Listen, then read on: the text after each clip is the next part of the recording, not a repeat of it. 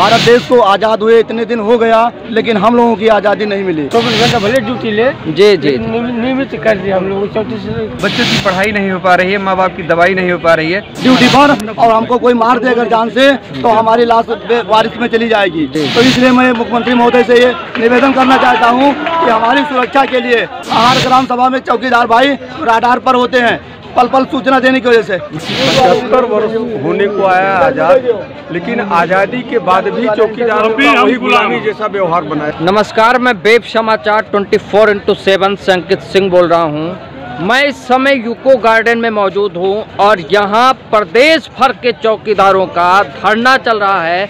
क्या मांग है इनकी, किस मांग को लेकर के यहाँ धरना चल रहा है?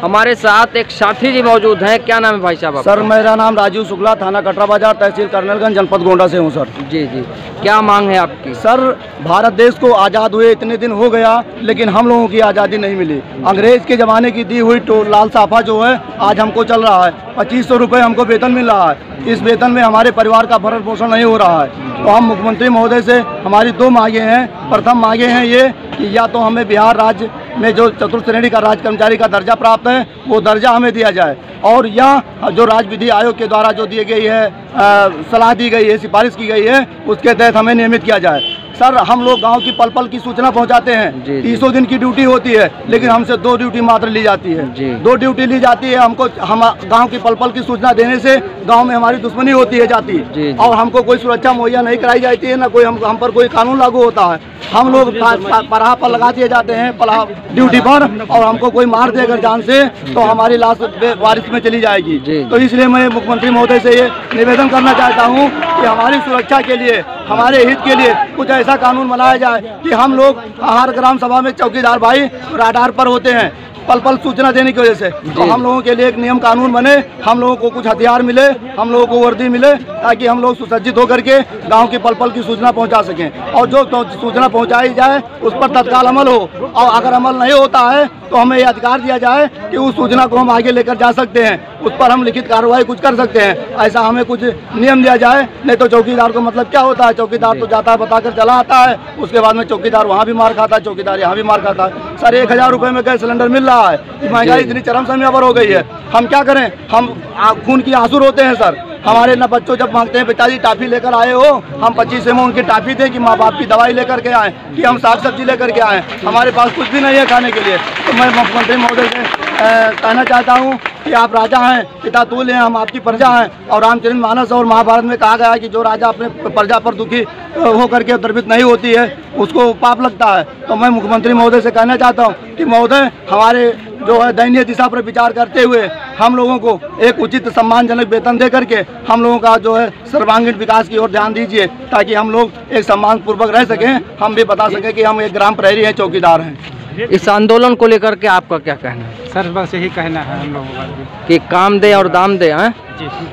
की जंजीर में जकड़े थे तब तक तो हम जकड़े थे, लेकिन 75 वर्ष होने को आया आज़ाद, लेकिन आज़ादी के बाद भी चौकीदारों का वही गुलामी जैसा व्यवहार बनाया जा रहा है। अभी भी हम लोग गुलाम हैं। हम प्रधानमंत्री मुख्यमंत्री नहीं अपने संविधान की बात करते हैं। संविधान में दिया गया है कि सबका अधिकार बराबर है, तो फिर चौकीदारों का अधिकार कहाँ गया? जी।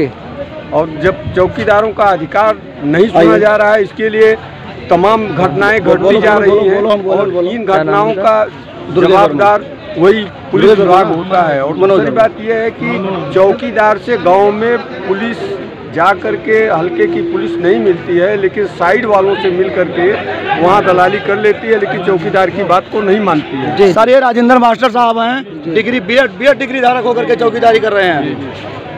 सर हम लोगों को जो 1873 से यह विभाग बनाया गया, जो अंग्रेजों के यानी मुगलों के शासनकाल से यह विभाग की स्थापना की गई। जी जी। लेकिन देश आज़ाद हुए आज लगभग 75 साल हो रहे हैं, हम लोग आज भी गुलामी के शिकार से जकड़े हुए हैं। जी।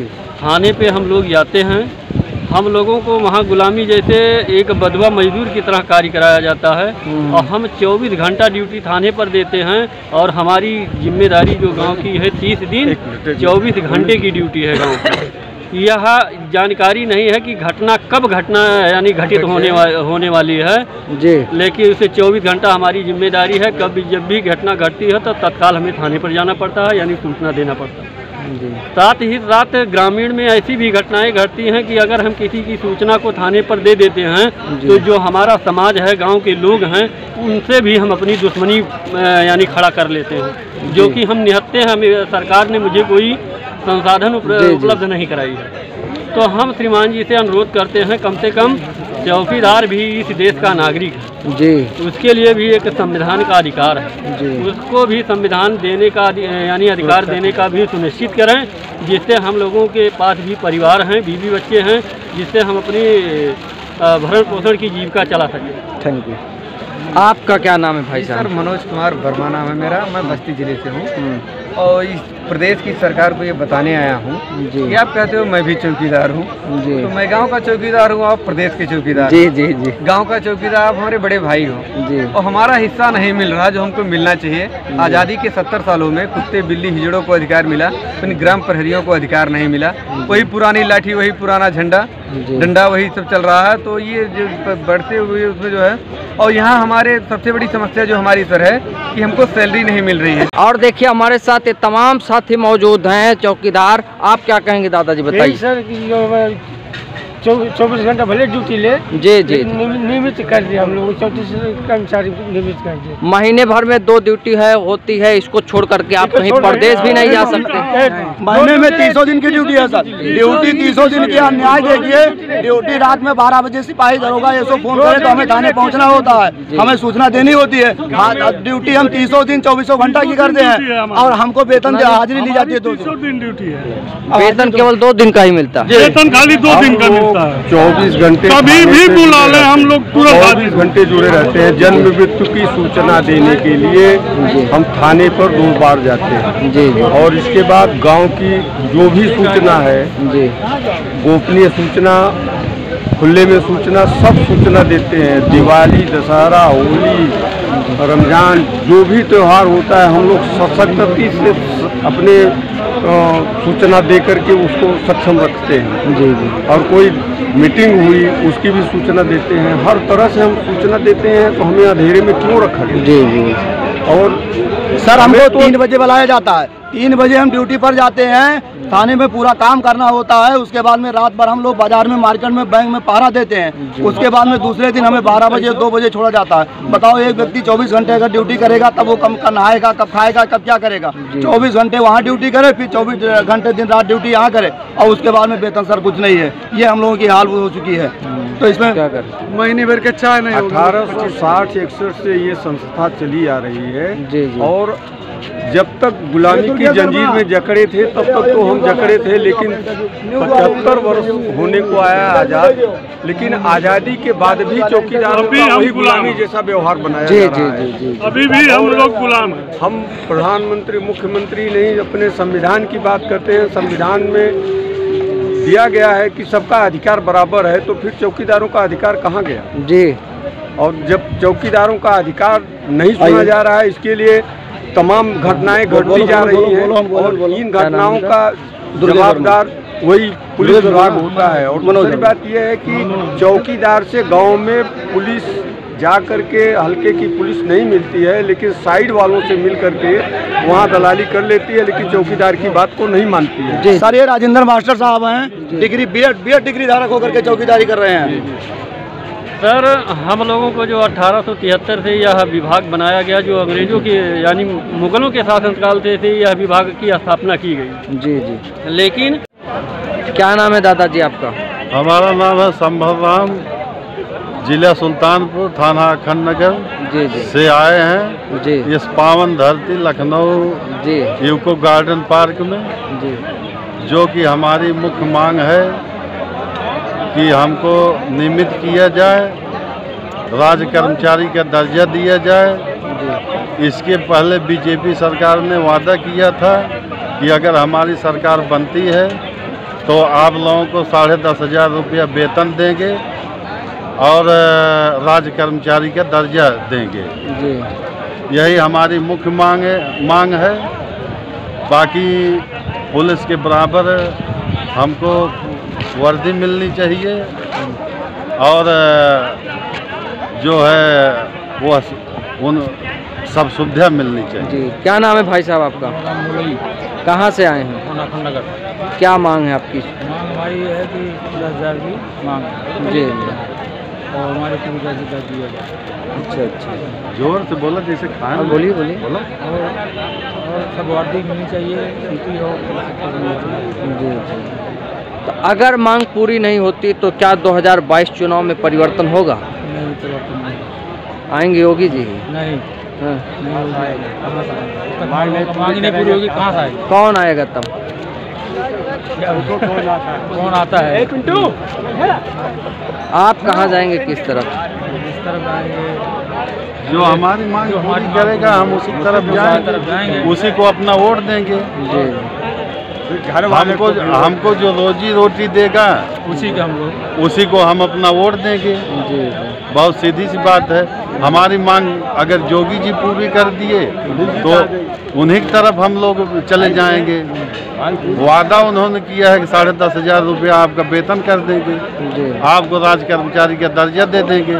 अगर इन्होंने ऐसा कर दिया तो हम अपना बहुमूल्य कीमती वोट उनको दे देंगे।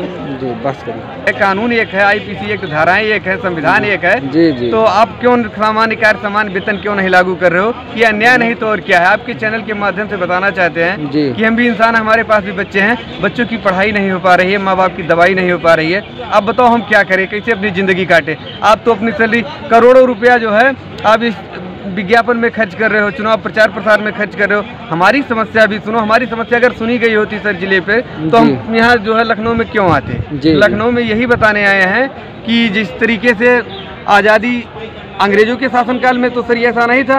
आज सरकार ने जो है, चाहे वो राज्य सरकार हो, केंद्र सरकार हो, जब अंग्रेजों के शासनकाल में 8 अक्टूबर 1813 को अंग्रेजों ने जो है समान शिक्षा नीति लेकर आए और सबको पढ़ने लिखने का अधिकार दिया, तो गरीब से गरीब आदमी उसी प्राइमरी में पढ़ करके जो है इंजीनियर, प्रोफेसर, डॉक्टर, मास्टर हुआ करते थे। लेकिन सर आज इस देश में दोहरी शिक्षा नीति लागू हो गई है।